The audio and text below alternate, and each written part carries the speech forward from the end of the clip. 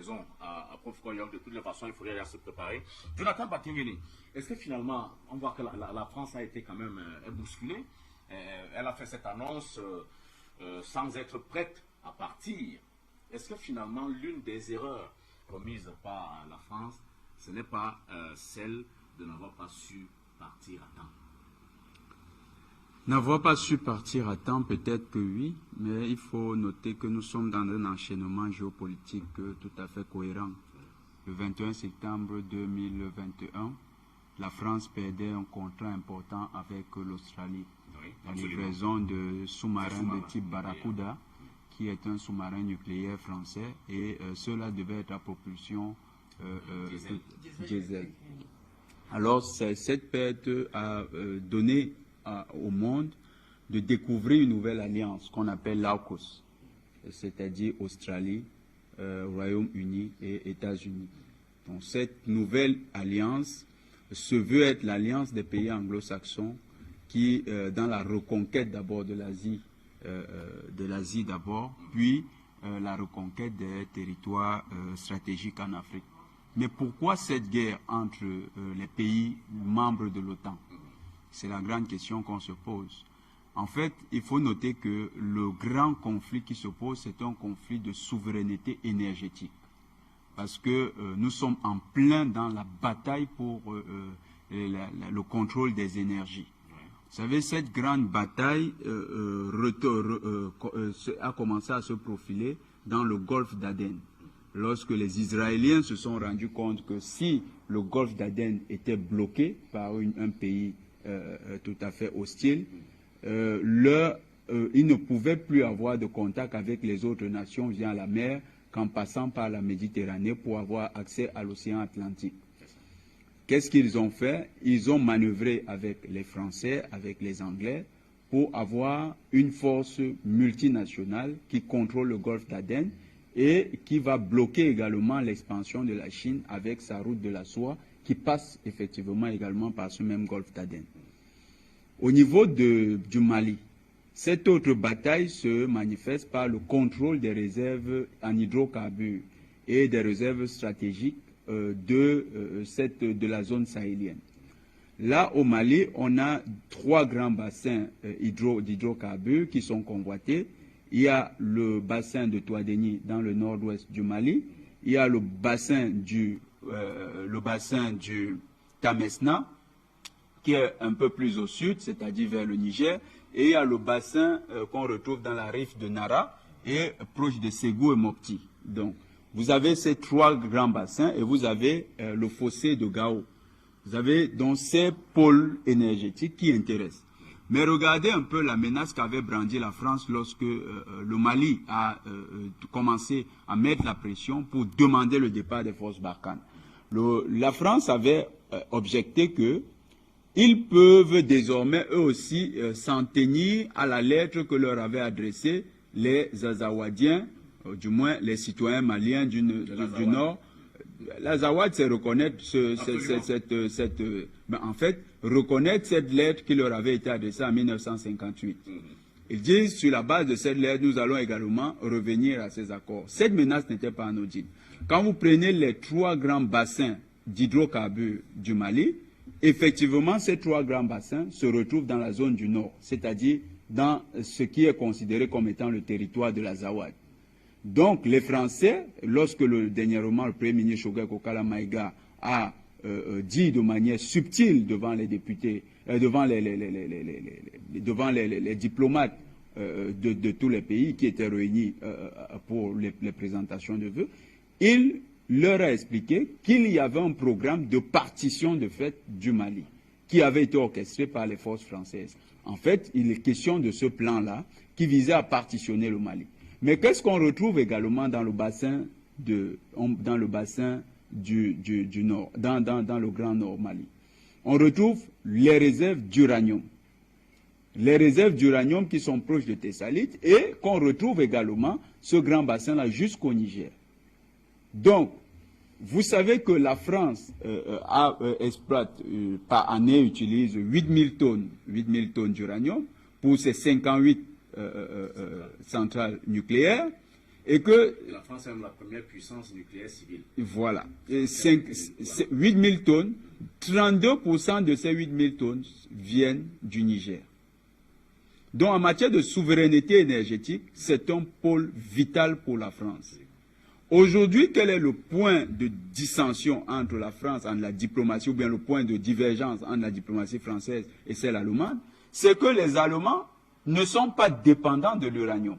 Les Allemands ont eux-mêmes fait ils ont orienté leur choix en énergie vers le gaz et le charbon. Parce que eux, ils ont des réserves en charbon. Oui, ils ont dit, nous ne voulons pas du nucléaire, nous allons continuer avec le gaz et le charbon. Or, 55% de l'approvisionnement allemand vient de Russie. Absolument. Vous comprenez pourquoi les Allemands se sont toujours dissociés de la diplomatie occidentale quand il fallait négocier avec la Russie.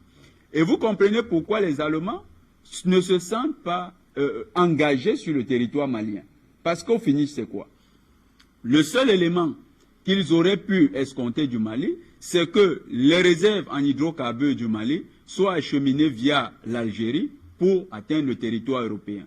Or, là, ils se rendent compte que dans le jeu, ils n'ont aucun intérêt immédiat. Ce n'est que la France qui sent que sa souveraineté énergétique est menacée. Il y avait un grand projet de contrôler les zones, les grands gazoducs qui sont en train d'être construits sur le Sahel. La France voulait s'arroger le contrôle de toute cette zone et c'est là où elle a essayé de doubler les États-Unis. Qu'est-ce qui s'est passé? Les Américains se sont écartés lorsque les Français ont commencé à subir des revers sur le dossier malien. Aujourd'hui, donc, le départ de l'opération Barkhane, qui a été planifié par la France sur 18 mois. C'est vrai, tout à l'heure, Dr Dalvaris a présenté un ensemble de contraintes qui amèneraient à comprendre ce calendrier, mais tout comme le disait le professeur Koyok tout à l'heure, accepter 18 mois ou bien 6 mois supplémentaires pour la force Barkhane, c'est continuer d'héberger un potentiel danger qui peut à tout moment exploser à la face du gouvernement malien. Tout à fait. Maintenant, il y a un élément sur lequel la France mise.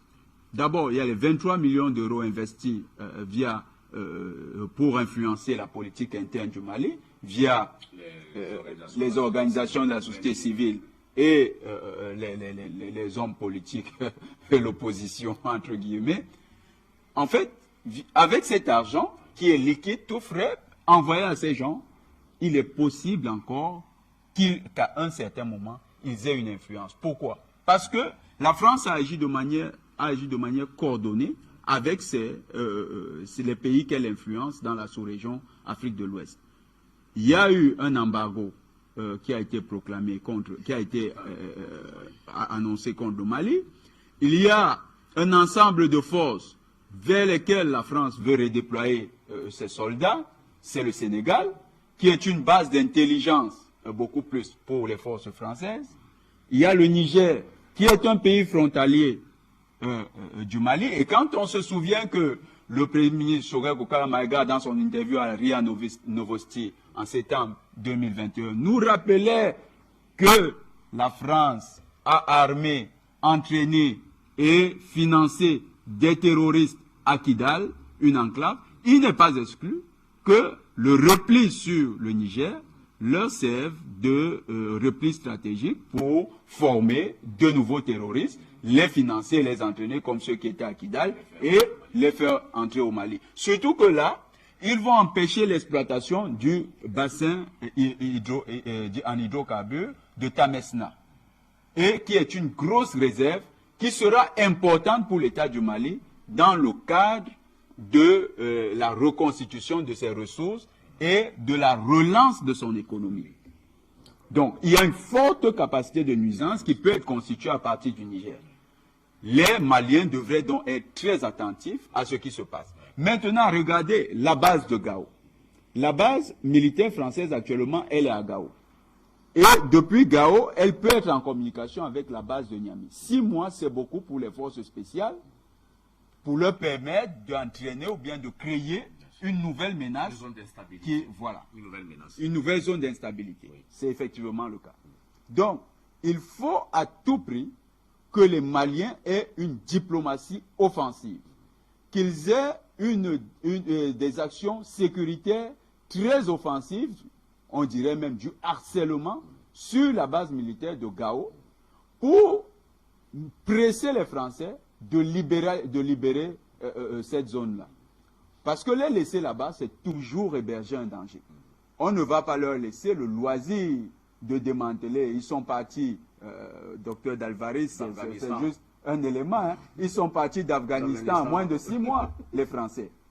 Ils les avaient programmé leur retrait, mais dès qu'ils ont senti que les talibans étaient aux portes de Kaboul, ils ont tout fait. Ils ont abandonné même les ordinateurs. Même des compatriotes. Voilà. Ils ont laissé les ordinateurs dans comment on appelle ça, les conteneurs, voilà. Dans les conteneurs qu'ils utilisaient comme étant, qu'ils avaient fabriqués comme étant des champs. Donc, c'est la stratégie à adopter. Il faut harceler Barkhane pour qu'elle déménage très vite de Gao. Parce qu'à partir de Gao, on peut empêcher la relance économique du Mali. Pourquoi? Parce que dès qu'ils seront partis, les Maliens doivent, et peut-être même bien avant, les Maliens doivent engager avec les Algériens, parce que les Algériens ont la technologie et ont les éléments pour l'exploitation des ressources en hydrocarbures.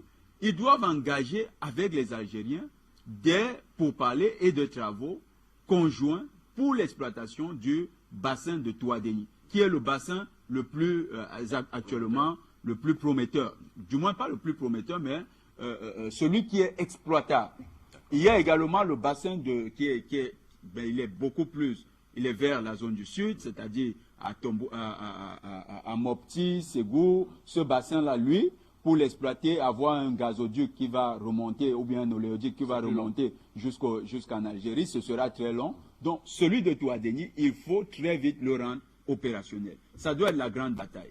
Le Mali exporte l'or. Au niveau de l'or, là, il n'y a pas de problème parce que la majorité des réserves en or du Mali sont dans le sud. Donc, le Mali pourra très bien exploiter son or et revendre. Mais il faut éviter au maximum, de leur donner du temps. éviter au maximum de laisser du temps à la force Barkhane. Peu importe qu'ils aient des problèmes de logistique, d'ailleurs, personne ne les avait invités pour aussi longtemps.